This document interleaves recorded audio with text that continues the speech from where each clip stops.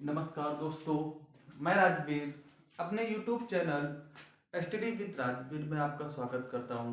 दोस्तों, हम लोग भारत के बारे में चर्चा कर रहे थे। इसके पहले हमने भारत के तटीय मैदानों पर चर्चा की थी। भाई, इसका पहले वाला वीडियो था जिसमें हमने बात की थी भाई पूर्वी घाट के मैदान के बारे में बात की। इससे पहले का जो वीडियो था दोस्तों, उस पर हमने पश्चिमी घाट के बारे में बात की थी, मतलब पश्चिमी तटीय मैदान के बारे में बात की, पूर्वी तटीय मैदान के बारे में बात की। दोस्तों, इतना हम लोग तो इससे पहले वाले वीडियो में पढ़ चुके हैं।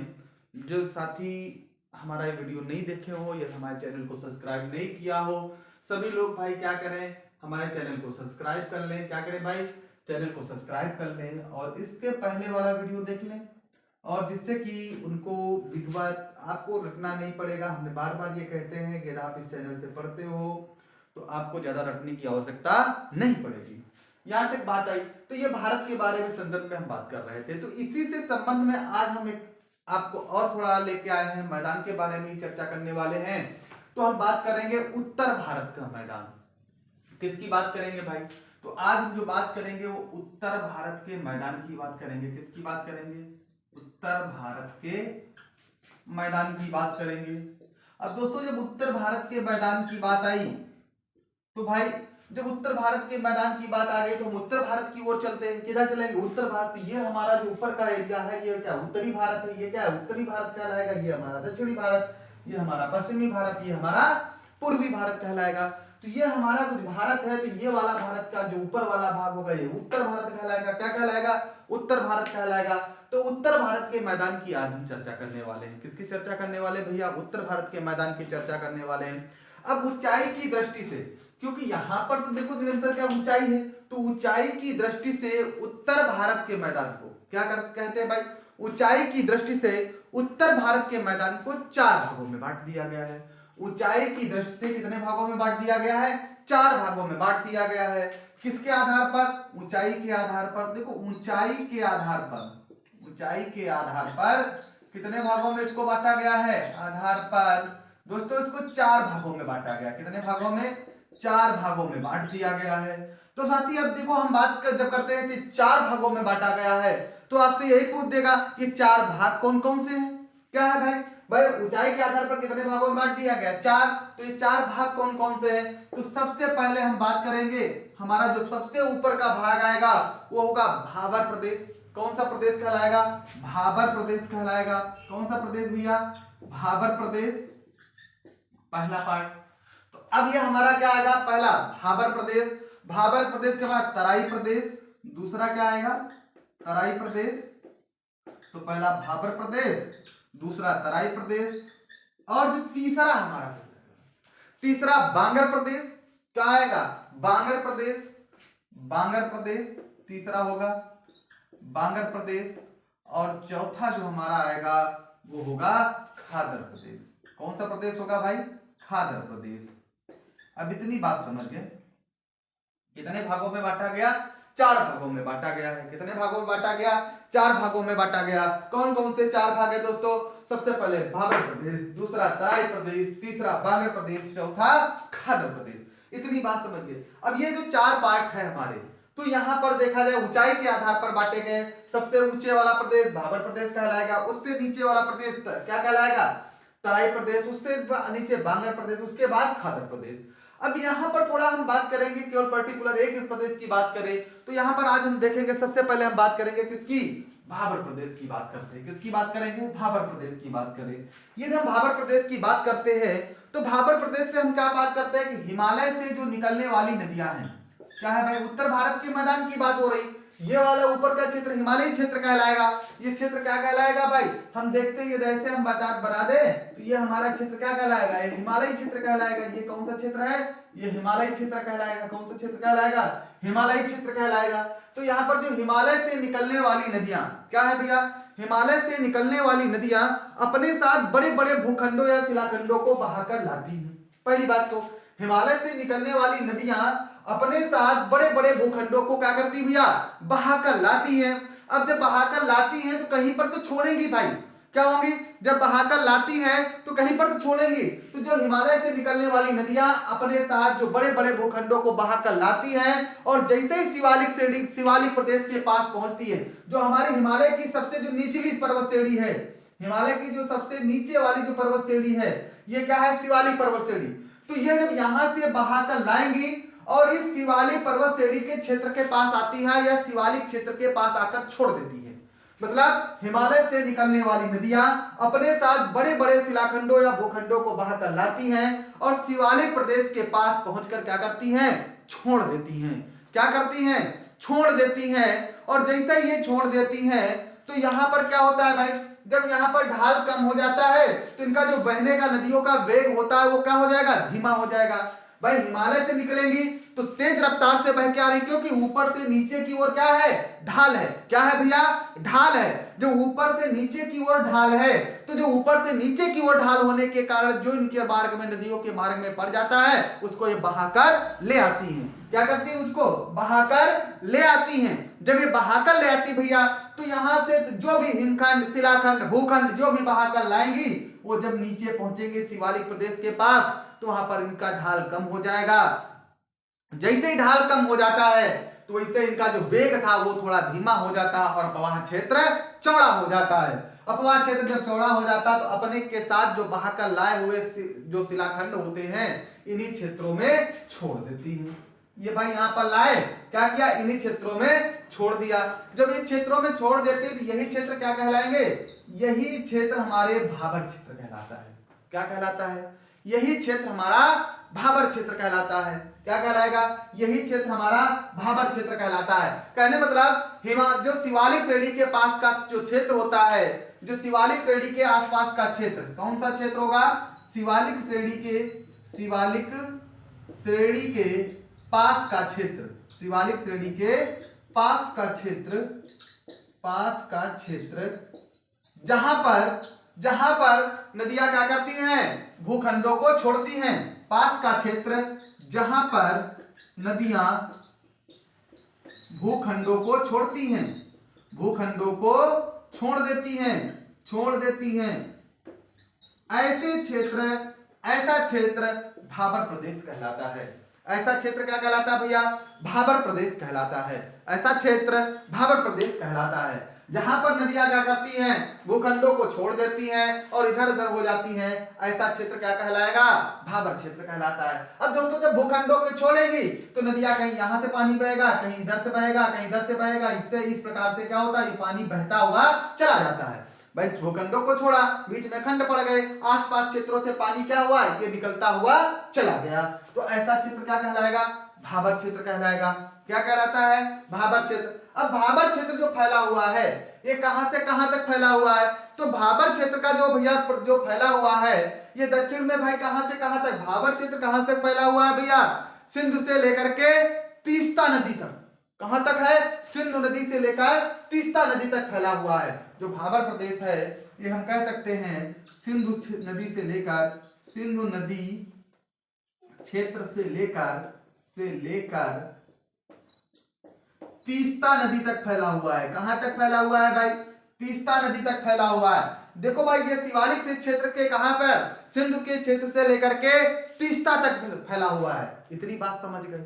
अब आपसे क्वेश्चन पूछा किस क्षेत्र में नदियां विलुप्त हो जाती हैं? अरे भाई नदियां सतह से क्या हो रही? देखो यहाँ विलुप्त हो रही। ये देखो इन प्रदेशों के बीच से होकर बह रही। तो भाबर क्षेत्र में नदियां क्या होती हैं? विलुप्त हो जाती हैं। आपसे बहुत बार, 1000 बार क्वेश्चन पूछा गया है भाई किस क्षेत्रों में नदियां पहुंचते हुए विलुप्त हो जाती हैं? तो इसी भाबर क्षेत्र में। तो भाबर क्षेत्र में क्या होती भैया? नदियां क्या होती? सतह से विलुप्त हो जाती हैं। नदियां सतह से विलुप्त हो जाती हैं। विलुप्त क्या हो जाती हैं? विलुप्त हो जाती हैं। इतनी बात समझ गए भाई? इतनी बात समझ गए। अब सिंधु से तीस्ता के बीच, ये देखो यहाँ से सिंधु, ये तीस्ता नदी जब यहाँ तक जाएगी, यहाँ तीस्ता आती है, ऐसे सिंधु जाती है, तो ये वाला जो क्षेत्र होता है, जो नदियां यहाँ भूखंडों के बीच में लाती हैं और छोड़कर चली जाती है, तो ये क्या है भाई? ये भाबर प्रदेश कहलाएगा। और यहाँ पर नदियां क्या होती हैं? सतह से विलुप्त हो जाती है। कहने मतलब नदियां दिखाई नहीं पड़ती हैं। जब नदियां नहीं दिखाई पड़ती हैं तो क्या होता है भाई? तो नदियां कहीं तो दिखाई पड़ेगी आगे, तो फिर कहीं पर तो दिखाई पड़ती हैं। यहाँ तो नदियां दिखाई नहीं पड़ती, तो आगे तो नदियां हमको दिखाई पड़ेंगी। जब आगे नदियां जब दिखाई पड़ेंगी तो भैया क्या होता है, देखो आगे जब नदियां दिखाई पड़ेंगी तो हमारा आगे का प्रदेश आ जाता है। हमने कहा था 4 भाग, तो भाई कहां पर विलुप्त हो रहे हैं, भाबर प्रदेश। अब भाबर प्रदेश में जब विलुप्त हुई तो इसके आगे का हम भाग पढ़ेंगे, क्या पढ़ेंगे, इसके आगे की बात। अब भाबर के बाद कौन सा हमने क्षेत्र बताया था, तराई प्रदेश। क्या बताया था, तराई प्रदेश। क्या पढ़ेंगे भाई, अब हम बात करेंगे तराई प्रदेश की बात करेंगे। किसकी बात करेंगे, तराई प्रदेश की बात करेंगे। अब देखो यहां पर हम बात करें नंबर 2 तराई प्रदेश। तराई प्रदेश दोस्तों, जो हम तराई प्रदेश की बात करते हैं, जो भाबर के बाद जब नदियां क्या होती है, भाबर प्रदेश से बाहर निकलती है, नदियां जब भाबर प्रदेश से इससे जब बाहर निकलती हैं तो भैया कहां प्रवेश कर जाती हैं, तो ये जो शिलाखंडों से होकर के जो बाहर निकल रही हैं, अब ये कहां जाएंगी, ये भाई इधर उधर तितिर बितिर हो गई। अब देखो इन शिलाखंडों को बहाकर जब लाई थी नदियां तो क्या हुई, यहां से नदियां का भाबर प्रदेश से जब बाहर निकलती हैं तो नदियां क्या होती है, तितिर बितिर हो जाती हैं। क्या हो जाती हैं, नदियां तितिर बितिर हो जाती हैं। कोई इधर से बह रही, कोई इधर से बह रही, कोई इधर से बह रही, किसी का पानी यहां से आ रहा है, किसी का पानी इधर से निकल रहा। कहने मतलब नदियां क्या हो जाती है भैया, तितिर बितिर हो जाती हैं। और भाबर प्रदेश के दक्षिण में क्या होती है, ये जो तराई क्षेत्र होता है, जो नदियां जो तितिर बितिर फैली हुई है, भाबर के दक्षिण में लगभग 20 किलोमीटर तक हम कह सकते हैं भाबर प्रदेश के दक्षिण, भाबर से निकलने के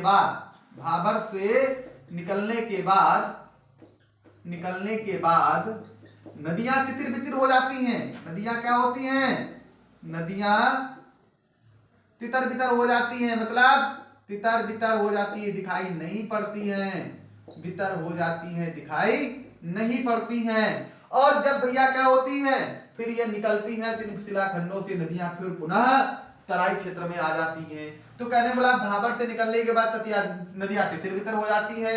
ये लगभग क्या होती है, 20 किलोमीटर दक्षिण तक फैली हुई होती हैं, दक्षिण तक फैला हुआ क्षेत्र होता है। कौन सा, तराई क्षेत्र। मतलब नदियों के भाबर से निकलने के पश्चात जो लगभग 20 किलोमीटर का जो क्षेत्र आएगा वो क्या होगा, वो लगभग 20 किलोमीटर का क्षेत्र तराई क्षेत्र कहलाता है। क्या कहलाता है भैया, तराई क्षेत्र कहलाता है। और यही तराई क्षेत्र क्या करेंगे, भाबर प्रदेश के दक्षिण में दलदली भाग का निर्माण कर देता है। यही तराई क्षेत्र क्या करेगा, यही तराई क्षेत्र क्या करेगा भाई, दलदली भूमि का निर्माण करेगा। किसका, दलदली क्षेत्र का निर्माण कर देता है, क्षेत्र का निर्माण कर देता है। किसका निर्माण कर देता है भाई, दलदली क्षेत्र का।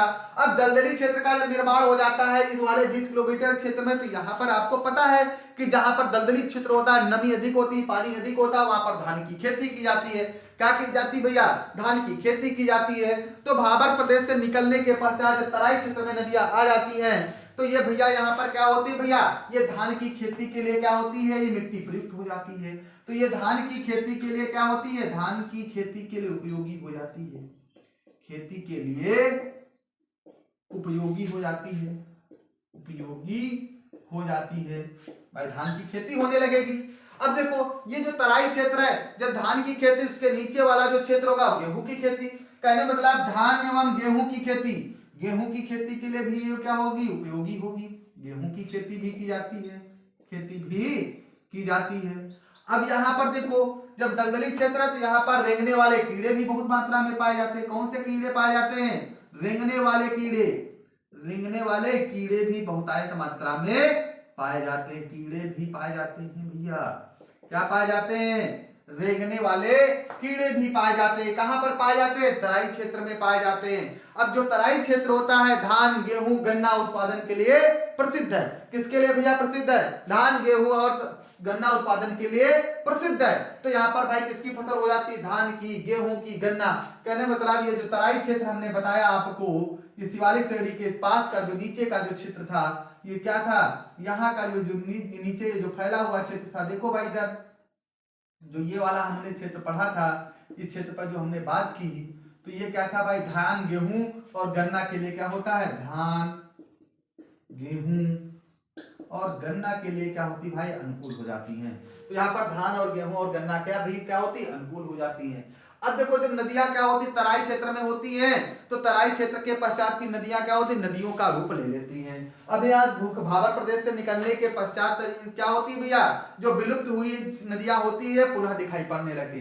तो तराई क्षेत्र में क्या होती है, भाबर प्रदेश में विलुप्त नदियां कहाँ दिखाई पड़ती हैं, तराई क्षेत्र में। जो नदियां यहाँ पर भैया विलुप्त हो गई थी वही नदियां अब क्या हो रही थी, अब ये तराई क्षेत्र में नदियां पुनः दिखाई पड़ती हैं। कहने मतलब जो तराई क्षेत्र आएगा तो वहां पर नदियां हमको दोबारा से देखने को मिल जाती हैं।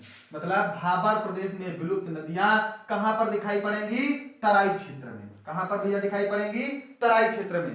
कहने जो नदियां भैया भाबर में विलुप्त हुई थी, तराई क्षेत्र में नदियां पुनः दिखाई पड़ती हैं। तराई क्षेत्र में नदियां पुनः दिखाई पड़ती हैं, नदियां पुनः दिखाई पड़ती हैं। इतनी बात समझ गए सब लोग भाई, ठीक है। अब देखो इसके बाद क्या आएगा, इसके बाद हम पढ़ेंगे बांगर प्रदेश। इसके बाद हम क्या पढ़ेंगे, बांगर प्रदेश। तो ये भाई तराई क्षेत्र की बात हुई। अब इसके बाद हम लोग बात करेंगे किसकी, बांगर प्रदेश की बात करते हैं। किसकी बात करेंगे, बांगर प्रदेश की बात करते हैं। तो भाई अब देखो यहाँ पर बांगर प्रदेश, किसकी बात करें, बांगर प्रदेश। देखो दोस्तों हम लोगों ने खारदार प्रदेश और बांगर प्रदेश के बारे में कुछ चर्चा किया। अब उत्तरी मैदान की उच्च भूमि, उत्तरी मैदान की उच्च भूमि जो पुरानी भूमि है जहां पर जल नहीं पहुंचता है, हम बात करेंगे उत्तरी मैदान की जो उच्च भूमि होती है, उत्तरी मैदान की उच्च भूमि जहां पहले कभी एक बार क्या हुआ, उच्च भूमि या जलोढ़ मृदा मिट्टी, कहने मतलब एक बार पानी आ गया उसके बाद ऊंचे मैदान में विकसित हो गई, दोबारा वहां पर पानी नहीं गया। दोबारा वहां पर क्या हुआ भैया, पानी नहीं गया। ये तो क्या हो जाएगी, ये पुरानी जलोढ़ मृदा का निर्माण कर देती है। कहीं क्या बन जाएगी, इसे हम पुरानी जलोढ़ मृदा के नाम से जानते हैं। ये पुरानी जलोढ़ मृदा के नाम से जानने लगते हैं। बात समझ में आ गई। अब देखो अब इसके कारण क्या होते हैं भाई, जो पुरानी जलोढ़ मृदा हो जाती है, तो बांगर प्रदेश में जब पुरानी जलोढ़ मृदा हो जाती है, धीरे धीरे यहाँ पर पानी जब फिर नहीं पहुंचता दोबारा, तो यहाँ पर मिट्टी क्या होती है भाई, कंकड़ के रूप में विकसित हो जाती है। क्या होती है, कंकड़ीली हो जाती है। तो बांगर प्रदेश की मिट्टी कैसी हो जाती है, जब यहाँ पर पानी नहीं जाता है तो यहाँ की मिट्टी कैसी हो जाएगी, कंकड़ ककरीली, कैसी हो जाएगी, ककरीली हो जाती है भैया। कैसी हो जाती, ककरीली हो जाती है। यहाँ की मिट्टी कैसी हो जाएगी भाई, ककरीली हो जाएगी। कहने मतलब यहाँ पर खुदाई करने पर क्या होता है भैया, यहाँ पर कंकड़ पाए जाते हैं। क्या पाए जाएंगे, कंकड़ पाए जाएंगे। यहाँ की मिट्टी कैसी हो जाएगी, पथरीली ककरीली हो जाती है। कैसी हो जाती है, ककड़ीली हो जाती है। और भाई इसी में देखो होता क्या है, यहाँ पर जब कंकड़ पाए जाएंगे तो यहाँ पर लवण होते हैं। क्या होते हैं, लवण होते हैं, जो आपस में मिल जाते हैं और कंकड़ीली मिट्टी का निर्माण कर देते हैं। अब देखो इसके बाद क्या होता है, जब इतनी बात हम समझ गए तो यहाँ पर तो ये ऊपर वाली भूमि है। यहाँ पर कौन सी भैया भूमि है, ऊपर वाली भूमि है। जब ये ऊपर वाली हम भूमि होती है तो ऐसी जो मिट्टी होती है, ये क्या होते हैं, इनके उत्फुलन के कारण इसे क्षारीय मृदा का निर्माण हो जाता है। कैसी मृदा हो जाती है, क्षारीय मृदा हो जाती है। देखो यही मिट्टी ककड़ीली मिट्टी हो जाती है, फिर इसके ऊपर की मिट्टी फूल जाती है। क्या होती है, इस ककड़ीली मिट्टी के ऊपर की मिट्टी जब फूल जाती है, उत्फुलन के कारण भाई पानी जाएगा नहीं तो मिट्टी क्या होती, फूलती है। उत्फुलन के कारण यहाँ की मृदा कैसी हो जाएगी, क्षारीय हो जाती है। कैसी हो जाती, क्षारीय हो जाती है। कैसी मिट्टी हो जाती है भैया, क्षारीय हो जाती है। जिसे हम उत्फुलन देखे जाते हैं, जो मिट्टी क्षारीय हो जाती है, जिसे हम रेह या कल्लर कहते हैं। रेह या कल्लर के नाम से जाना जाता है, कल्लर के नाम से जाना जाता है भैया। जैसे अपने यहाँ हम इसको रेहू कहते हैं। क्या कहते हैं, रेहू। अब देखा होगा पुराने समय के लोग क्या करते थे भैया, जिससे अपने कपड़े धुलते थे, सफाई करते थे, तो ये भाई क्षेत्र क्या कहलाता था, रेह या कल्लर मिट्टी के नाम से जानी जाती थी, रेहू के नाम से जानी जाती थी। अब यहाँ पर भाई पानी नहीं पहुंच पाता है तो ये धीरे धीरे क्या हो जाएगी, ये हमारा बांगर प्रदेश हो जाता है, जो हमारा कम उपजाऊ क्षेत्र रह जाता है। तो यहाँ पर भाई क्या होगा, जब आगे अब इसको रेत या मिट्टी को हटाएंगे तो इसी के नीचे जो ककड़ीली जमीन होगी, क्या होगी, जो ककड़ीली जमीन है, ककड़ीली जमीन है, इसी को क्या कहेंगे भैया, हम भूड़ कहते हैं। क्या कहते हैं, भूड़ कहेंगे। जो यहाँ की मिट्टी क्या कहलाएगी, भूड़ के नाम से जानी जाती है। किस नाम से जानी जाती, भूड़ के नाम से जानी जाती है। अब देखो तो ये हमारी बात हो गई पुरानी जलोढ़ मृदा की। किसकी बात हुई? पुरानी जलोढ़ मृदा या बांगर प्रदेश की बात हुई। बांगर प्रदेश मतलब जहां पर एक बार पानी गया उसके बाद दोबारा फिर पानी नहीं पहुंचा। अब देखो पूरा, इसके बाद हम बात करें खादर प्रदेश की बात करें। किसकी बात करें दोस्तों? खादर प्रदेश की यदि हम बात करते हैं तो खादर प्रदेश वह प्रदेश होता है जहां पर क्या होता है भाई? मैदान का निचला हिस्सा। हम क्या कहेंगे? हमारे मैदान का निचला हिस्सा। तो मैदान का जो निचला हिस्सा होगा, मैदान का निचला हिस्सा जहां पर पानी आसानी से पहुंच जाता है, जहां पर पानी आसानी से पहुंच जाता है, वह क्षेत्र क्या कहलाएगा? खादर प्रदेश कहलाता है। क्या कहलाता है भैया? खादर प्रदेश कहलाता है। जब यहाँ पर पानी पहुंचता है तो यहाँ जब नदियों के द्वारा पानी पहुंचता है तो यहाँ पर प्रतिवर्ष नई मिट्टी आती है। क्या आती है? प्रतिवर्ष नई मिट्टी प्रतिवर्ष आ जाती है। कौन सी मिट्टी आती है? नई मिट्टी प्रतिवर्ष आती है भाई, प्रतिवर्ष आ जाती है। अब जो नई मिट्टी आ जाती है, देखो भैया, जब नई मिट्टी प्रतिवर्ष आ जाएगी तो यहाँ की मिट्टी कैसी हो जाएगी? उपजाऊ होती है। तो मिट्टी कैसी होगी? उपजाऊ हो जाती है। कैसी हो जाती भैया? उपजाऊ हो जाती है। मिट्टी कैसी होगी? यहाँ की मिट्टी उपजाऊ होती है, जो खेती करने के लिए सबसे उपयोगी होती है। क्या होती है? जो खेती करने के लिए सबसे उपयोगी होती है। और इस ही उपजाऊ मिट्टी को हम काप मृदा कहते हैं। कौन सी मिट्टी कहते हैं भैया?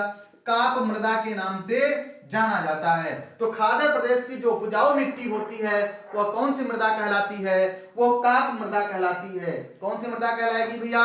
काप मृदा कहलाएगी। अब देखो इसका विस्तार कहाँ है? इसका विस्तार जो मिट्टी का है उत्तर प्रदेश, बिहार और पश्चिम बंगाल तक है। इसका जो विस्तार है उत्तर प्रदेश, बिहार व पश्चिम बंगाल तक फैली हुई है। भाई ये जो नीचे का हिस्सा हम देख रहे हैं ये यहाँ ऐसे फैली हुई चली आई है। तो ये क्या है? बिहार, उत्तर प्रदेश और पश्चिम बंगाल तक फैली हुई है। अब जब ये मिट्टी भाई यहाँ पर है तो ये बहुत उपजाऊ होती है। तो उपजाऊ होने के कारण क्या होती है? ये प्रतिवर्ष नई मिट्टी को धारण करती। कहने मतलब बार बार पानी आता है और इससे होकर के गुजर जाता है। बाढ़ आती है तो पानी भर जाता है, फिर चली जाती है। तो यहाँ प्रतिवर्ष नई मिट्टी का निर्माण होता है, जिसके कारण ये मिट्टी अधिक उपजाऊ हो जाती है। क्या होती है? जिसके कारण ये मिट्टी बहुत अधिक उपजाऊ हो जाती है। और जब ये मिट्टी बहुत अधिक उपजाऊ हो जाती है तो यहाँ पर चावल, गेहूं, जूट, क्या होता है भैया? चावल, गेहूं, जूट, गन्ना, दलहन आदि की खेती की जाने लगती है। आदि की खेती होती रहती है। तो आदि की खेती क्या होती है भैया? आदि की खेती होती रहती है। तो ये बात समझ में आए। ये ऐसे नहीं समझे तो हम एक बार और देखते हैं, ट्राई करके देख लेते हैं। अब देखो सबसे पहले हम ऐसे ऊंचाई के आधार पर हम बात कर लें। तो हम ये ऊंचाई के आधार पर बात करें तो ऐसे हम चले आते हैं। देखो सबसे ऊंचा वाला भाग, ये सबसे ऊंचा भाग हमारा क्या कहलाएगा? बांगर प्रदेश कहलाएगा। क्या कहलाएगा? बांगर प्रदेश कहलाएगा। क्या होगा भैया? बांगर प्रदेश कहलाएगा। अब बांगर प्रदेश देखो ये हमारा ये सबसे ऊंचा वाला भाग क्या है? हिमालयी क्षेत्र कहलाएगा। क्या कहलाएगा? ये सबसे ऊंचा वाला भाग क्या कहलाएगा? हिमालयी क्षेत्र कहलाएगा। क्या कहलाएगा? हिमालय का क्षेत्र कहलाएगा। अब देखो हिमालय के क्षेत्र से नदियां निकलेंगी। क्या कहलेंगी? हिमालय के क्षेत्र से नदियां निकलेंगी। जब हिमालय के क्षेत्र से नदियां निकलती हैं तो ये कहां से पहुंचेंगी? यहाँ पर आ जाएंगी शिवालिक क्षेत्र में। कहां पहुंचेंगी? शिवालिक क्षेत्र में। कहां पहुंचेंगी भैया?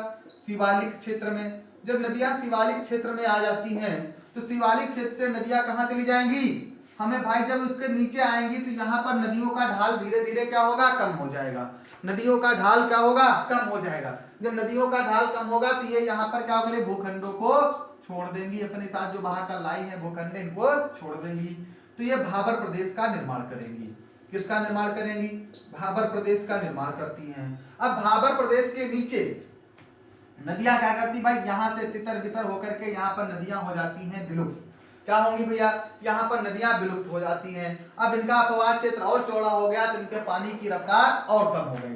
तो भैया जब पानी की रफ्तार और कम हो गई तो ये इस वाले क्षेत्र का निर्माण कर दिया। किस क्षेत्र का निर्माण किया? इस वाले क्षेत्र का। इसे हम क्या कहेंगे? तराई क्षेत्र। अब शिवालिक के नीचे किसका निर्माण किया इन्होंने? तराई क्षेत्र का निर्माण हो गया। किसका निर्माण हुआ? तराई क्षेत्र। अब देखो तराई क्षेत्र से जब नदियां होंगी तो यहाँ पर नदियां पुनः दिखाई पड़ती। अब नदियां क्या हुई? पुनः बहने लगी। तो नदियां पुनः दिखाई पड़ती भैया।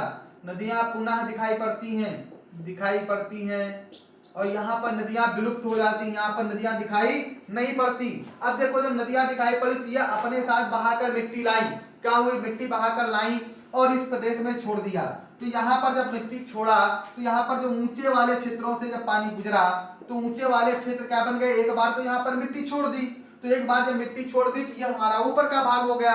जब इसी को हम क्या कहेंगे, इसी को हम भैया क्या कहते हैं, बांगर प्रदेश कहते हैं। इसी को हम क्या कहेंगे, इसको बांगर प्रदेश कहेंगे। क्या कहेंगे, बांगर प्रदेश कहेंगे। इसको हम क्या कहेंगे, बांगर प्रदेश। अब जब दोबारा ये मिट्टी नदियां आएंगी और ये जो पानी बहा कर लाई तो भैया क्या हुआ, यहाँ नीचे वाले भाग से होकर बह गई नदियां, क्या हुआ, नीचे वाले भाग से बही। तो नदियां जब नीचे वाले भाग से बही तो ये हमारा क्या कहलाएगा, खादर क्षेत्र कहलाएगा। क्या कहलाएगा, खादर क्षेत्र कहलाएगा। अब ये बार बार नदियां यहीं से नीचे वाले भाग से यहाँ से बहकर जाती हैं और अपने साथ यहाँ पर उपजाऊ मिट्टी को क्या करती हैं, छोड़ देती हैं, उपजाऊ मिट्टी छोड़ देती हैं। जो उपजाऊ मिट्टी जब छोड़ देंगी तो यहीं पर धान, गेहूं, गन्ना, जूट, चावल आदि का पैदावार होती है। और ये वाला प्रदेश उत्तर प्रदेश से लेकर के कहां तक है, उत्तर प्रदेश, बिहार और पश्चिम बंगाल तक फैला हुआ है। कहां तक, पश्चिम बंगाल तक फैला हुआ है। दोस्तों आज के लिए बस इतना ही। आगे ऐसे ही निरंतर हम आपको वीडियो उपलब्ध कराते रहेंगे। ऐसे हमारे चैनल को, हमारे वीडियो को देखने के लिए आपको बहुत बहुत धन्यवाद। सभी लोग ज्यादा से ज्यादा शेयर करें और सब्सक्राइब करें, जिससे कि हम बहुत जल्दी आपके सामने लाइव क्लास लेकर हाजिर हो सके। धन्यवाद दोस्तों।